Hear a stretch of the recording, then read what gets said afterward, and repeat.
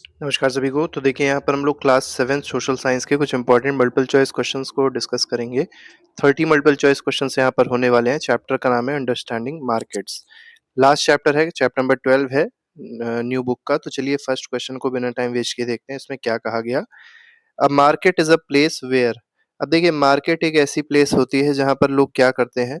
तो पहला दिया गया है मीट फॉर फेस्टिवल, क्या फेस्टिवल के लिए मिलते हैं मार्केट में। दूसरा दिया गया buy and sell good and services, तो जहाँ पर गुड्स और सर्विसेज को खरीदा और बेचा जाता है वही को क्या कहा जाता है, मार्केट कहा जाता है। तो यहाँ पर अगर देखा जाए तो जो बी ऑप्शन है वो बिल्कुल सही है। तो फर्स्ट क्वेश्चन को जो सही आंसर होगा that will be option number B. Question number second पे आते हैं, when buyer and seller agree on a fixed price for guavas the this price is called.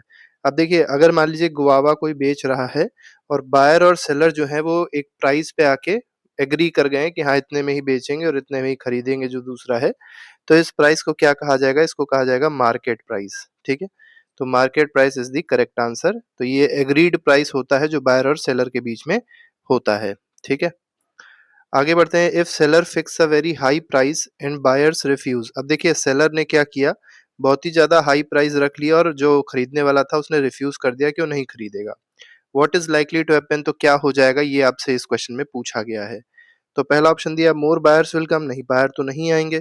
दो ट्रांजैक्शन में नॉट टेक प्लेस, ये बिल्कुल सही है, ना कोई उसका सामान खरीदेगा और ना ही उसके पास कोई मतलब जो बायर है उसको कोई सामान मिलेगा।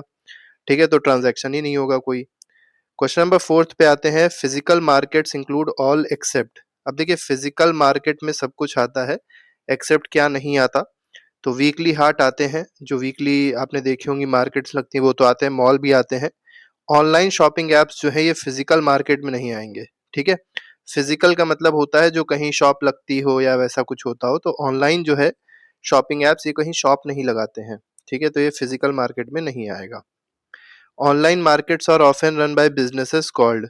अब देखिए ऑनलाइन मार्केट जो होती है मेनली कुछ बिजनेस के द्वारा रन की जाती हैं और इनको क्या कहा जाता है ये इस क्वेश्चन में आपसे पूछा गया है। तो होलसेलर्स कहते हैं, होलसेलर्स कहते हैं नहीं। एग्रीगेटर्स कहते हैं, ये भी गलत है। फार्मर्स कहते हैं, नहीं एग्रीगेटर्स ही इसको कहते हैं। ठीक है, तो यहाँ पर बी ऑप्शन जो है वो बिल्कुल सही है। ठीक है, ये क्या होता है कि बहुत सारे जो सेलर्स होते हैं वो एक ही प्लेटफॉर्म पे आके ऑर्गेनाइज होते हैं और इन्हीं को एग्रीगेटर्स कहा जाता है। तो यहाँ पर बी ऑप्शन बिल्कुल सही है। Wholesale markets differ from retail market. देखिए होलसेल का मतलब होता है थोक, जहां पर आप कोई सामान लेने जाएंगे तो बहुत ज्यादा मात्रा में जो आपको सामान मिलता है, तो उस सेम मार्केट को कहते हैं होलसेल मार्केट। ये रिटेल मार्केट, रिटेल मतलब होता है खुदरा, जहां पर आपको थोड़ा भी सामान लेना हो तो आप जाएंगे उस मार्केट में आपको मिल जाएगा। ये दोनों डिफरेंट होते हैं बिकॉज होलसेलर यूजली सेल इन। तो होलसेलर जो है वो बल्क सप्लाई करता है, बल्क में सेल करता है, तो लार्ज क्वांटिटीज टू रिटेलर। तो यहाँ पर बी ऑप्शन बिल्कुल सही है, होलसेलर जो होगा वो लार्ज क्वांटिटी में सेलिंग करता है। अगले सवाल पे आते हैं, question number seventh, retailer sell mainly to. अब रिटेलर जो होते हैं मेनली किसको बेचते हैं सामान, ये बताना है। मैन्युफैक्चरर्स को बिल्कुल नहीं बेचेंगे, होलसेलर्स को नहीं बेचेंगे, फाइनल कंज्यूमर्स को बेचते हैं। तो यहाँ पर सी ऑप्शन जो है वो बिल्कुल सही है। ठीक है, तो C option is correct of question number 7। Question number eighth पे आते हैं। एट्थ क्वेश्चन देखिए क्या कह रहा है, cold storage is mainly use to. देखिए कोल्ड स्टोरेज मेनली क्यों यूज किया जाता है। तो कोल्ड स्टोरेज में क्या होता है, जैसे मान लीजिए कोई भी एग्रीकल्चरल कमोडिटी है, आइटम है, जो जिसको टेम्परेचर कम टेम्परेचर की जरूरत है और उसको हमको स्टोर करके रखना है, तो हम लोग कोल्ड स्टोरेज में उसको फिर स्टोर कर देते हैं। तो इंक्रीज स्पीड ऑफ सेल, तो स्पीड ऑफ सेल को इंक्रीज करने के लिए नहीं। प्रिजर्व पेरिशेबल गुड्स, तो जो गुड्स खराब हो सकते हैं उनको कोल्ड स्टोरेज में रखा जाता है। Exports are goods sold to. अब एक्सपोर्ट्स ऐसे गुड्स होते हैं जिसको कहाँ भेजा जाता है, जिसको कहाँ बेचा जाता है, ये बताना है। तो एक्सपोर्ट का मतलब है दूसरी कंट्री में जो चीज बेची आ रही है उसको हम लोग एक्सपोर्ट कहेंगे। तो बायर्स इन अनदर कंट्री। ठीक है, तो ऐसे लोगों को बेचा जाएगा जो दूसरी कंट्री के होंगे या दूसरी कंट्री में लेके जाएंगे, वहां पे जाके फाइनल गुड बिकेगा, तो उसको एक्सपोर्ट कहते हैं। और इम्पोर्ट क्या होता है, इम्पोर्ट का मतलब होता है कि दूसरी कंट्री से कोई सामान आया और हमने खरीद लिया, तो उसको इम्पोर्ट कहेंगे। तो इम्पोर्ट का मतलब क्या हो जाएगा, बाइंग फ्रॉम अदर कंट्री। जब जैसे मान लीजिए एप्पल का आईफोन है, वो यूएस में बना, ठीक है, और फिर यूएस से कहाँ आ गया, इंडिया में आ गया, तो इंडिया में क्या हुआ है, इम्पोर्ट हुआ है। और यूएस ने क्या किया है, एक्सपोर्ट किया है। ये बात अब बस याद रखिएगा। आगे बढ़ते हैं, क्वेश्चन नंबर 11th पे आते हैं। विच of the following is a tertiary activity in markets. अब मार्केट में टर्शरी एक्टिविटी जो है वो कौन सी एक्टिविटी है, टर्शरी एक्टिविटी, ये आपको इस क्वेश्चन में बताना है। तो ग्रोइंग वेजिटेबल्स को ग्रो करना प्राइमरी एक्टिविटी होती है। वीविंग क्लॉथ, ये भी अगर आप देखेंगे टर्शरी नहीं है। ट्रांसपोर्ट जो है, ट्रांसपोर्टेशन जो गुड्स होता है फैक्ट्री से मंडी तक लेके आना, ये आपका टर्शरी एक्टिविटी में जुड़ेगा। टर्शरी का मतलब होता है सर्विस सेक्टर। ठीक है, तो ये सर्विस प्रोवाइड कर रहा है, सर्विस प्रोवाइडर है, इसीलिए इसको टर्शरी एक्टिविटी में रखा जाएगा। क्वेश्चन नंबर 12 पे आते हैं ना, market where negotiations rarely happen, prices are usually. देखिए, जहां कोई ऐसी मार्केट होती है जहां पर कोई मोल भाव नहीं होता, जहां कोई नेगोशिएशन नहीं होता, वहां पर जो प्राइस होंगे वो कैसे होंगे। ठीक है, तो वहां पे प्राइस ऑलवेज हायर होंगे नहीं, हायर होंगे तो मोल भाव जरूर होगा। फिक्स्ड और लेबल्ड होंगे, बिल्कुल सही है। तो प्राइस जो होते हैं वो फिक्स होते हैं, लेबल्ड होते हैं, तो यहाँ पर बार्गेनिंग कम होती है। तो बी ऑप्शन फिलहाल क्वेश्चन नंबर सेकंड 12th में सही है। The main role of wholesaler is to, अब देखिए होलसेलर जो होते हैं इनका मेन रोल क्या होता है, इस क्वेश्चन में आपको बताना है। तो गुड को मैन्युफैक्चर करने का काम नहीं होता। Buy in bulk from producers and supply to retailers, ये बिल्कुल सही है। बहुत ज्यादा मात्रा में खरीद लेते हैं प्रोड्यूसर से और फिर रिटेलर को क्या करते हैं, बेच देते हैं, तो ये होलसेलर का काम होता है। एग्रीगेटर्स इन ऑनलाइन मार्केट्स यूजुअली, अब देखिए एग्रीगेटर जो होते हैं ऑनलाइन मार्केट में वो क्या करते हैं, क्या क्या किस तरीके से काम करते हैं। प्रोड्यूस कॉटन, कॉटन क्या प्रोड्यूस करते हैं, नहीं। Combined offers from many sellers on one platform, ये बिल्कुल सही है। कई सारे सेलर के साथ क्या करते हैं, एक वो प्लेटफॉर्म बना लेते हैं और वहां पर अलग अलग सेलर से अलग अलग तरीके के ऑफर लाते हैं और ऑफर के थ्रू वो अपनी सेलिंग को इंक्रीज करते हैं। तो बी ऑप्शन फिलहाल सही है। क्वेश्चन नंबर 15 पे आते हैं। Which infrastructure help Surat become a textile hub. तो सूरत जो है वो टेक्सटाइल हब है। क्यों टेक्सटाइल हब है, ये आपको यहाँ पर बताना है। तो सूरत आप देखेंगे तो एक पोर्ट सिटी है, यहाँ से नाव जो है वो सूरत से निकलेगी और वेस्ट एशिया और बहुत सारी कंट्रीज तक चली जाएगी, तो एक्सपोर्ट आसान रहेगा। तो पोर्ट यहाँ पर अच्छा है, रोड नेटवर्क अच्छे हैं, रेलवे नेटवर्क अच्छा है, इसी वजह से टेक्सटाइल हब बन गया सूरत। ठीक है, अब mandi is best described as a dash. देखिए मंडी क्या होती है, ये इस क्वेश्चन में आपसे पूछा गया है। तो टाइप ऑफ ऑनलाइन प्लेटफॉर्म तो नहीं है मंडी।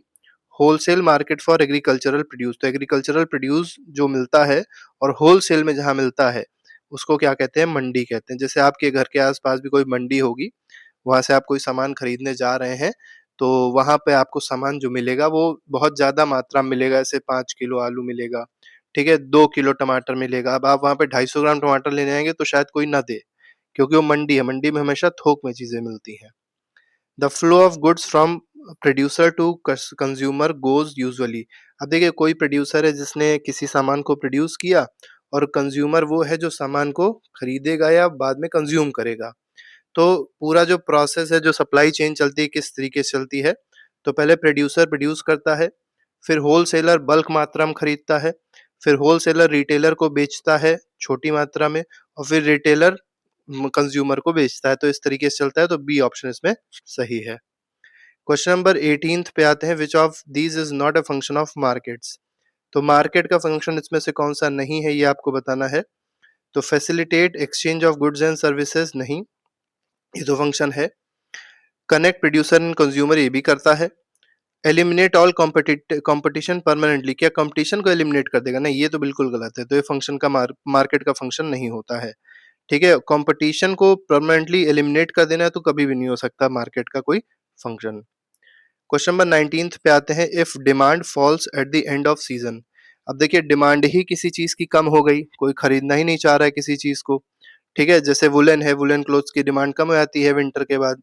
सेलर ऑफन, तो जो सेलर्स होते हैं वो क्या कर देते हैं, डिस्काउंट प्रोवाइड कर देते हैं।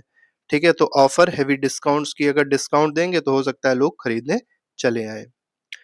The statement market connect people tradition and ideas implies market also. अब देखिए एक स्टेटमेंट है जिसमें कहा गया है मार्केट जो है वो लोगों को कनेक्ट करता है, ट्रेडिशंस को कनेक्ट करता है, आइडियाज को कनेक्ट करता है। इससे क्या इम्प्लाई होता है, इससे क्या पता चलता है। तो इससे पता चलता है market also encourage cultural and information exchange. ठीक है, तो मार्केट जो है वो भी एक तरीके से कल्चरल और इंफॉर्मेशन एक्सचेंज में हेल्प करती है, ये इससे पता चलता है। विच of the following best described a distributor. अब देखिए डिस्ट्रीब्यूटर जो है उसके बारे में पूछा गया, डिस्ट्रीब्यूटर कौन है? तो पर्सन हु मैन्युफैक्चर्स गुड, बिल्कुल गलत, ये तो मैन्युफैक्चरर होगा। Bridge gap between wholesaler, manufacturer and distant retailers, ये बिल्कुल सही है। देखिए डिस्ट्रीब्यूटर का काम मेनली क्या है? ट्रांसपोर्ट का। वो एक सामान को एक जगह से उठाएगा और दूसरी जगह जाके पहुंचा देगा। तो हो सकता है मैन्युफैक्चरर के वहां से उसने सामान उठाया हो और रिटेलर के यहाँ पहुंचा दिया हो, तो इसी को क्या कहेंगे? डिस्ट्रीब्यूटर कहा जाएगा। अब फ्लो चार्ट शोइंग प्रोड्यूसर। अब देखिए एक फ्लो चार्ट दिया गया है, इससे सबसे पहले प्रोड्यूसर है, होलसेलर है, रिटेलर है, कंज्यूमर है। Illustrates the role of. अब देखिए ये किसका रोल इलस्ट्रेट कर रहा है? तो ये मिडिलमैन का रोल इलस्ट्रेट कर रहा है डिस्ट्रीब्यूशन में। ठीक है, तो यहाँ पर ए ऑप्शन जो है बिल्कुल सही है। मिडिलमैन मतलब बिचौलिया जो होता है, उसका रोल यहाँ पर दिखाया गया है। क्योंकि यहाँ पर अगर आप देखेंगे ध्यान से तो ये जो होलसेलर हो गया, रिटेलर हो गया, ये है तो सब मिडिल मैन ही, क्योंकि प्रोड्यूसर ने प्रोड्यूस किया था और डायरेक्टली पहुंचना कहाँ पे था? कंज्यूमर में था। तो ये दोनों क्या थे? मिडिल मैन थे। इन्हीं की वजह से जो प्राइस होता है वो इंक्रीज हो जाता है किसी भी सामान का, लेकिन इनकी इंपॉर्टेंस भी बहुत होती है। ठीक है, तो middle man in distribution is the correct answer. 23rd question पे आते हैं। स्टॉक और share markets are different from markets that sell goods because they. अब देखिए स्टॉक मार्केट हो गया या शेयर मार्केट हो गया, ये आम मार्केट से अलग होते हैं। क्यों अलग होते हैं? Because they trade financial assets rather than physical goods, ये बिल्कुल सही है। देखिए शेयर मार्केट में क्या होता है? फाइनेंशियल एसेट्स को ट्रेड किया जाता है, उसको खरीदा और बेचा जाता है। जबकि जो नॉर्मल मार्केट्स होती हैं वहां पर फिजिकल गुड्स, मतलब जिसको हम लोग छू सकते हैं, खरीद सकते हैं, खा पी सकते हैं, जैसे कोई भी सामान हो गया, तो उसको खरीदा बेचा जाता है। लेकिन शेयर मार्केट में ऐसा नहीं होता। Which of these commodities was India's largest importer in 2024? देखिए 2024 में जो चैप्टर दिया गया उसके हिसाब से आपको बताना है। लार्जेस्ट इंपोर्टर जो कमोडिटी थी, हम लोग ने सबसे ज्यादा जो इंपोर्ट किया, वो क्या इंपोर्ट किया, ये आपको बताना है। तो वेजिटेबल ऑयल हो गया, जिसमें पाम, सनफ्लावर, सोयाबीन हो गया, इसको सबसे ज्यादा हम लोग ने इंपोर्ट किया है दूसरी कंट्रीज से। आगे बढ़, वैसे सबसे ज्यादा इंपोर्ट तो हम लोग क्रूड ऑयल करते हैं, लेकिन यहाँ पे क्रूड ऑयल ऑप्शन नहीं है, तो vegetable oil is the correct answer. Which of the following help consumer access quality in markets. अब देखिए कंज्यूमर को क्या हेल्प करता है कि अगर उसको एक्सेस करना है मार्केट में क्वालिटी को, तो कैसे उसको पता चलेगा? तो लेबल से पता चलेगा, ब्रांड से पता चलेगा, वेइंग स्केल से पता चलेगा, रिसीट से पता चलेगा, तो बी ऑप्शन बिल्कुल सही है। ठीक है, तो अगर कंज्यूमर कोई सामान खरीदने गया और उसको किसी प्रोडक्ट की क्वालिटी के बारे में जानना है, तो कैसे जान पाएगा? उस प्रोडक्ट पे जो लेबल लगा होगा उस पे हो सकता है कुछ ना कुछ लिखा जरूर होगा, ब्रांड से पता चलेगा, उसके वेट से पता चलेगा, उसकी रिसीट से पता चलेगा। ठीक है, क्वेश्चन नंबर 26 पे आते हैं। A mall is an example of. अब मॉल जो है ये कैसा एग्जाम्पल है, ये बताना है आपको। तो मॉल जो है पहला दिया गया होलसेल मंडी है, नहीं, मॉडर्न फिजिकल रिटेल मार्केट है, बिल्कुल सही है। देखिए एक तरीके की रिटेल मार्केट है मॉल, लेकिन कैसी है? मॉडर्न है। ठीक है, न्यू टाइप की है। Which market type allows a customer in one city to buy goods produced in another city, another country. देखिए आपको बताना है कौन सी ऐसी मार्केट है जो कस्टमर को अलाउ करती है, किसी एक सिटी में बैठा है कस्टमर और वो किसी गुड्स को खरीदना चाह रहा है दूसरी कंट्री से। ठीक है, मतलब कंट्री से वो खरीदना चाह रहा है दूसरी, तो उसको जो मार्केट चाहिए होगी वो कौन सी मार्केट होगी? इंटरनेशनल मार्केट होगी, या इम्पोर्ट या एक्सपोर्ट कर सकता है वो। ठीक है, जैसे मान लीजिए एप्पल आईफोन वाला एग्जांपल दिया था, तो वो इंटरनेशनल मार्केट चल रही है वहां पे। ठीक है, तभी वो खरीद सकता है दूसरे कंट्री से, ऐसे नहीं खरीद सकता है कोई भी। द फंक्शन ऑफ गोडाउन्स या warehouse in market chain is to. अब देखिए गोडाउन या वेयर हाउस का काम क्या होता है मार्केट चेन में, ये आपको इस क्वेश्चन में बताना है। तो ये मेनली गुड्स को स्टोर करता है सेफ्टी से बिफोर दे आर डिस्ट्रीब्यूटेड, तो बी ऑप्शन बिल्कुल सही है। ठीक है, मेनली सेफ्टी से स्टोर करने का काम होता है किसका? गोडाउन का। Which participant in the market buys directly from producer in large quantities and supply to retailer?